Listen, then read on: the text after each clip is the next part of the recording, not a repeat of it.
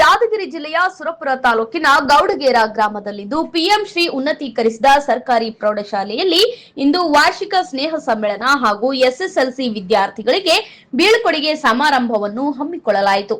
ಕಾರ್ಯಕ್ರಮವನ್ನು ತಾಯಿ ಸರಸ್ವತಿ ಫೋಟೋಗೆ ಪೂಜೆ ಮಾಡಿ ಪುಷ್ಪಾರ್ಚನೆ ಮಾಡಿ ವಿದ್ಯಾರ್ಥಿನಿಯರಿಂದ ಭಕ್ತಿಗೀತೆಯ ಮೂಲಕ ಕಾರ್ಯಕ್ರಮಕ್ಕೆ ಚಾಲನೆ ನೀಡಿದರು.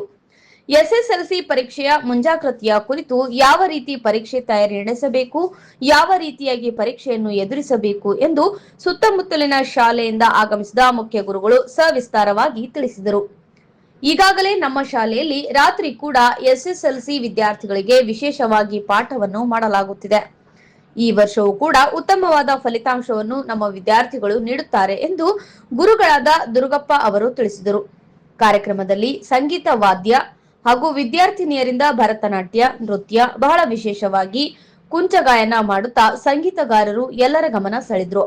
ಈ ಕಾರ್ಯಕ್ರಮದಲ್ಲಿ ಶರಣಬಸಪ್ಪ ಯಾಳ್ವಾರ್, ಮಲ್ಲಿಕಾರ್ಜುನ್ ಕುಲಕರ್ಣಿ, ಸುನಿಲ್ ಡಿಜೆ, ಶರಣ್ ಗೌಡ, ರಾಮಣ್ಣ ಗುರಿಕಾರ್, ಮಲ್ಲನಗೌಡ ಪೊಲೀಸ್ ಬಿರಾದರ್, ಧ್ರುವರಾಜ ಜೋಶಿ, ಭೀಮನಗೌಡ ಸುಬ್ಬನಗೌಡ, ಶಂಕರಯ್ಯ ಸ್ವಾಮಿ ಹಿರೇಮಠ್ ಹಾಗೂ ಶಾಲೆಯ ಶಿಕ್ಷಕರು, ಮುಖ್ಯ ಗುರುಗಳು, ಗ್ರಾಮದ ಗುರು ಹಿರಿಯರು, ಮುಖಂಡರುಗಳು, ವಿದ್ಯಾರ್ಥಿಗಳು ಉಪಸ್ಥಿತರಿದ್ದರು.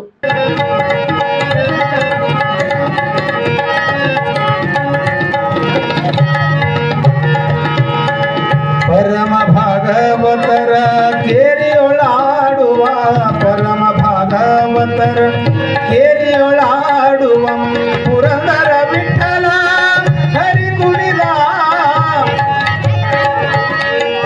ವಿಠಲ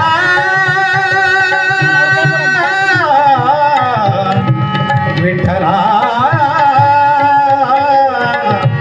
ವಿಠಲ ಸಾನಿದ ಧನಿ ಪಮ ಪಮ ಸಾಗ ಪಮ ಗರಿ ನಿಸ ಗಮ ಪಮ ಗಮ ಬನಿ ದ ಪಮ ಪ ಗಮ ಬನಿ ದ ನಿಸ ಸನಿ ದ ನಿ ದ ಪದ ಮ ಪ ಗಮ ಬನಿ ದ ಪರಮ ಭಾಗವತರ ಕೇರಿಯೊಳ ಚೆನ್ನಾಗಿ ಮಾಡೋ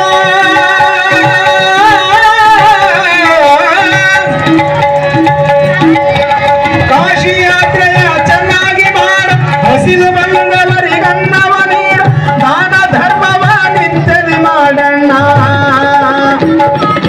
ದಾನ ಧರ್ಮವ ನಿತ್ಯದಿ ಮಾಡಣ್ಣ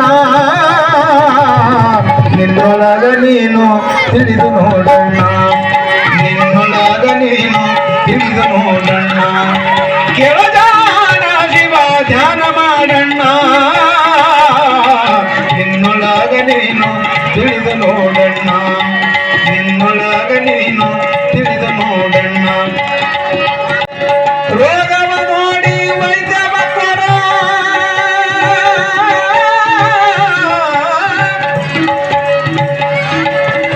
ರೋಗವ ನೋಡಿ ಔಷಧಿ ಕೊಡ ಬೆಳ್ಳ ಬೆಳತನ ಕಟ್ಟಿಗೆ ಕೂತು ಕಚೇರಿ ಮಾರಿ ನೋಡಿ ನಯ ಹೇಳಬೇಡಣ್ಣ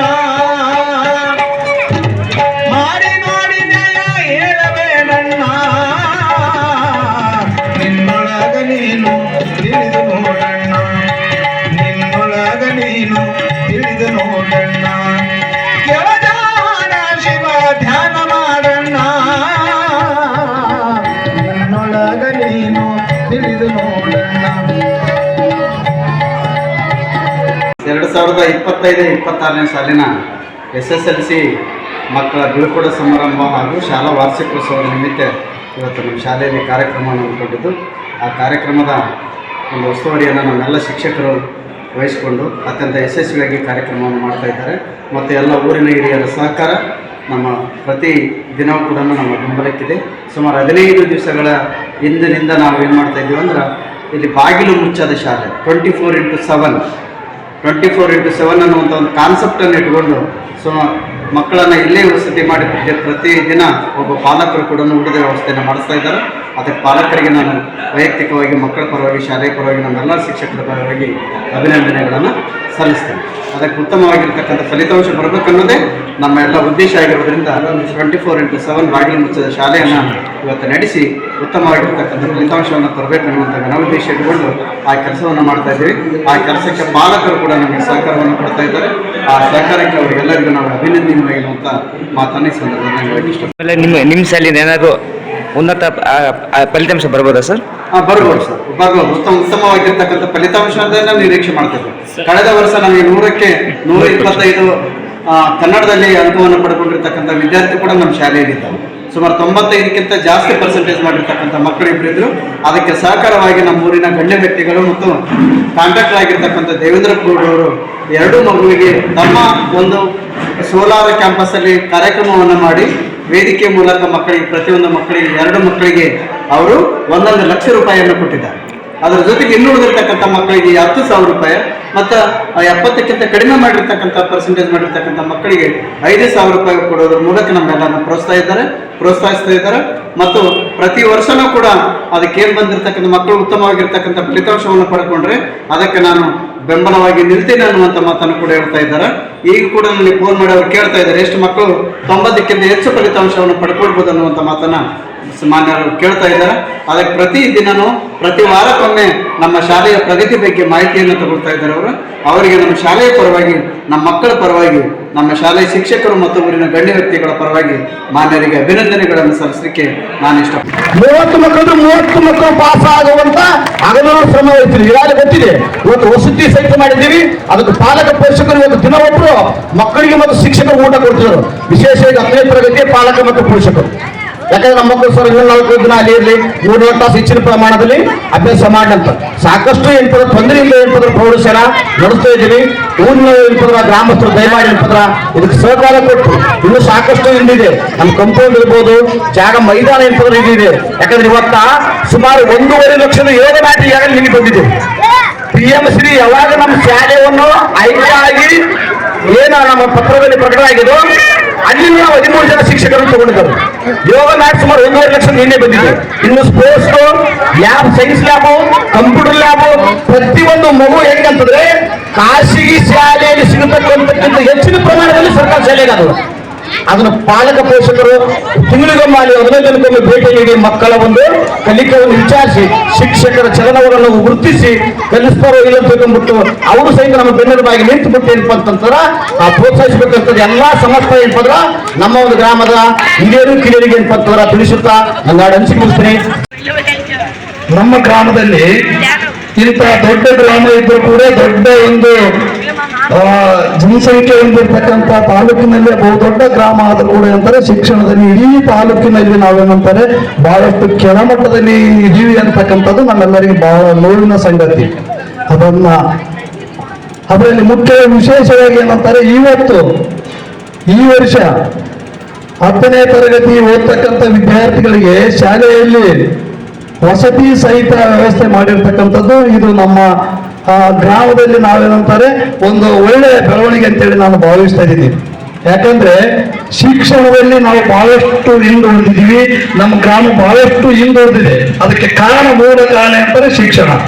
ನಾವೆಲ್ಲರೂ ಶಿಕ್ಷಣವಂತರಾದ್ರೆ ನಮ್ಮಲ್ಲಿರ್ತಕ್ಕಂಥ ಕಡಿಯದೇ ಇರ್ತಕ್ಕಂಥ ನಮ್ಮಲ್ಲಿರ್ತಕ್ಕಂಥ ಯಾರು ಕಸಿಗಾರದಂತ ವಸ್ತು ಯಾವುದಂತಂದ್ರೆ ಅಂತ ಶಿಕ್ಷಣವಂತರು ನಾವೆಲ್ಲರೂ ಶಿಕ್ಷಣವಂತರಾದಾಗ ಅಂತಾರೆ ನಮ್ಮ ಗ್ರಾಮ, ನಮ್ಮ ಮನೆ, ನಮ್ಮ ಊರು, ನಮ್ಮ ತಂದೆ ತಾಯಿಗಳು ಎಲ್ಲರೂ ಏನಂತಾರೆ ಅಗರ್ಭ ಶ್ರೀಮಂತರಾಗಿರ್ತಾರೆ. ಯಾವ ಮನೆಯಲ್ಲಿ ಅತಿ ಹೆಚ್ಚು ಶಿಕ್ಷಣವಂತರು ಇರ್ತಾರೆ ಅದೇ ಶ್ರೀಮಂತ ಮನೆ ನನ್ನ ಪ್ರಕಾರ. ಹಾಗಾಗಿ ಏನಂತಾರೆ ಇವತ್ತು ಇಲ್ಲಿ ಶಾಲೆಯಲ್ಲಿ ಸರ್ಕಾರಿ ಶಾಲೆಯಲ್ಲಿ ವಿಶೇಷವಾಗಿ ಏನಂತಾರೆ 4 ಯಾವಾಗ ಶಾಲೆ ಮುಗಿತದ, ಯಾವಾಗ ಶಿಕ್ಷಣ ಯಾವಾಗ ಬೆಲ್ಲ ಇಡ್ತೋ ನಾವು ಯಾವಾಗ ಮನೆಗೆ ಹೋಗ್ತೀವಿ ಅಂತಕ್ಕಂಥ ಒಂದು ಪರಿಸ್ಥಿತಿ ಸರ್ಕಾರಿ ಶಾಲೆಯಲ್ಲಿ ಪ್ರತಿಯೊಂದು ಸರ್ಕಾರಿ ಶಾಲೆಯಲ್ಲಿ ಇದೆ. ಆದ್ರೆ ಇವತ್ತು ನಮ್ಮ ಶಾಲೆಯಲ್ಲಿ ಇರ್ತಕ್ಕಂಥ ನಮ್ಮೂರಿನ ಎಲ್ಲ ಶಿಕ್ಷಕರು ಏನಂತಾರೆ ವಸತಿ ಸಹಿತ ಇಲ್ಲಿದ್ದು ಮಕ್ಕಳಿಗೆ SLC ಇರ್ತಕ್ಕಂಥ ಮಕ್ಕಳಿಗೆ ಶಿಕ್ಷಣದಲ್ಲಿ SLC ಮಕ್ಕಳು ಯಾರು ಫೇಲ್ ಆಗಬಾರ್ದು, ಎಲ್ಲ ಮಕ್ಕಳ ಉತ್ತೀರ್ಣರಾಗಬೇಕಂತಕ್ಕಂಥ ಮನೋಭಾವನೆಯಿಂದ ಇಲ್ಲಿ ವಸತಿ ಸಹಿತ ಇದ್ದು ಶಿಕ್ಷಣವನ್ನು ನೀಡತಕ್ಕಂಥ ಎಲ್ಲ ಶಿಕ್ಷಕರಿಗೆ ನಾನು ಮೊದಲನೇದಾಗಿ ಊರಿನ ಪರವಾಗಿ ನಾನು ವೈಯಕ್ತಿಕ ನಮ್ಮೂರಲ್ಲಿ ಕೂಡ ಇದೆ. ಮಕ್ಕಳೇನಾದ್ರು ತೊಂದರೆ ಏನಾದ್ರು ಹುಡುಗ ಗಲಾಟೆ ಮಾಡಕ್ಕೆ ಏನಾದ್ರು ಏನ್ ಮಾಡಕ್ಕೆ ಅವಕಾಶ ಅಂತಾರೆ ಮೊಬೈಲ್ ಕೊಟ್ಬಿಡೋದಪ್ಪ. ಆ ಮಗು ಏನು ನೋಡ್ತದ ಮೊಬೈಲ್ನಲ್ಲಿ ಏನು ಮಾಡುತ್ತೆ ಅಂತಕ್ಕಂಥದ್ದು ನಾವು ಯಾರು ವಿಚಾರ ಮಾಡಿದ್ರ. ಅದನ್ನ ಏನಂತಾರೆ, ದಯವಿಟ್ಟು ಏನಂತಾರೆ ಅದನ್ನು ಬಂದ್ ಆಗ್ಬೇಕು. ಇವತ್ತೇನಂತಾರೆ ಒಂದು ಸಂತೋಷದ ವಿಷಯ ಏನಂತಂದ್ರೆ, ಇವತ್ತು ನಾನು ಆಗಲೇ ಬಜೆಟ್ ಇವತ್ತು ಸಿದ್ದರಾಮಯ್ಯ ಅವರು ಏನಂತಾರೆ ಬಜೆಟ್ ಅನ್ನ ಮಂಡನೆ ಮಾಡಿದ್ದಾರೆ. ಆ ಬಜೆಟ್ ನಲ್ಲಿ ಏನಂತಂದ್ರೆ ಮಕ್ಕಳಿಗೆ ಮೊಬೈಲ್ ಅನ್ನ ನಿಷೇಧನ, ಸಾಮಾಜಿಕ ಜಾಲತಾಣವನ್ನ ನಿಷೇಧನೆ ಮಾಡಿದ್ದಾರೆ. ಹಂಗಾಗಿ ಇದು ಸಂತೋಷದ ವಿಷಯ. ಅದ್ರ ಜೊತೆಗೆ ಏನಂತಾರೆ ಅವರನ್ನ ನಾನು ಅಭಿನಂದಿಸ್ತಾ ಇದ್ದೀನಿ. ಯಾಕಂದ್ರೆ ಮಕ್ಕಳಿಗೆ ಏನಂತಂದ್ರೆ ಮೊಬೈಲ್ ನಿಷೇಧ ಆಗ್ಬೇಕು. ಮೊಬೈಲ್ ನಿಷೇಧ ಆಗದೆ ಏನಂತಾರೆ ಮಕ್ಕಳು ಬೆಳವಣಿಗೆ ಆಗೋದಿಲ್ಲ. ಇವತ್ತು ಇನ್ನೊಂದು ಏನಂತಾರೆ ದುಃಖಕರ ವಿಷಯ ಏನಂತಂದ್ರೆ ನಮ್ಮೂರಲ್ಲಿ ಪ್ರತಿಭೆಗೆ ಕೊರತೆ ಇಲ್ಲ ಅಂತ ನಾನು ಹೇಳ್ತಾ ಇಲ್ಲ. ಮಕ್ಕಳು ಪ್ರತಿ ವರ್ಷ ಏನಂತಂದ್ರೆ ಇಲ್ಲಿ ಅಂತವ್ರು ಬೇರೆ ಕಡೆ ಆದರೂ ಕೂಡ ಸಂತೋಷನ ಅಷ್ಟೇ ಮುಖ್ಯ, ಕಲಿಕೆ ಎಷ್ಟು ಮುಖ್ಯನೋ ಸಂತೋಷನ ಅಷ್ಟೇ ಮುಖ್ಯ. ಅದಕ್ಕಾಗಿ ಏನಂದ್ರೆ ಶಾಲಾ ವಾರ್ಷಿಕೋತ್ಸವ ಮತ್ತು ಬೀಳ್ಕೊಡುಗೆ ನಗುನಗುತ್ತ ಕೊಟ್ಟು ಒಳ್ಳೆಯ ಶಾಲೆಯ ಕೀರ್ತಿ ತರಬೇಕು ಅಂತ ತಿಳ್ಕೊಂಡು ನಾವು ಇವತ್ತು ಏನಂದ್ರೆ ಇಲ್ಲಿ ವಸತಿ ಸಹಿತ ನಾವು ಮಾಡಿದ್ದೇವೆ. ಇವತ್ತು ಪ್ರತಿದಿನ 3 ಜನ ಶಿಕ್ಷಕರು, 2 ಮಹಿಳಾ ಶಿಕ್ಷಕರು, 1 ಕೃಷಿ ಶಿಕ್ಷಕರು ಸಹಿತ ಇದ್ದುಬಿಟ್ಟು ಮಕ್ಕಳ ಒಂದು ಶ್ರೇಯಸ್ಸಿಗಾಗಿ ಹಗಲು ಏನಪ್ಪಂದ್ರೆ ಈ ಪ್ರೌಢಶಾಲೆ ಎಲ್ಲ ಶಿಕ್ಷಕರ ಜೊತೆ ನಾವು ಸಹಿತ ಏನಪ್ಪಂದ್ರೆ ಮಕ್ಕಳ ಒಂದು ಶ್ರೇಯಸ್ಸಿಗಾಗಿ ಶ್ರಮಿಸ್ತಿದ್ದೀವಿ. ಸರ್ಕಾರದ ಉದ್ದೇಶ ಇಷ್ಟೇ. ಇವತ್ತು ಕಲ್ಯಾಣ ಕರ್ನಾಟಕದ ಭಾಗದಲ್ಲಿ ಅತಿ ಹಿಂದುಳಿದಿರ್ತಕ್ಕಂಥ ಜಿಲ್ಲೆಗಳಲ್ಲಿ ನಮ್ಮ ಯಾದಗಿರಿ ಜಿಲ್ಲೆಯೂ ಸಹಿತ ಇದೆ.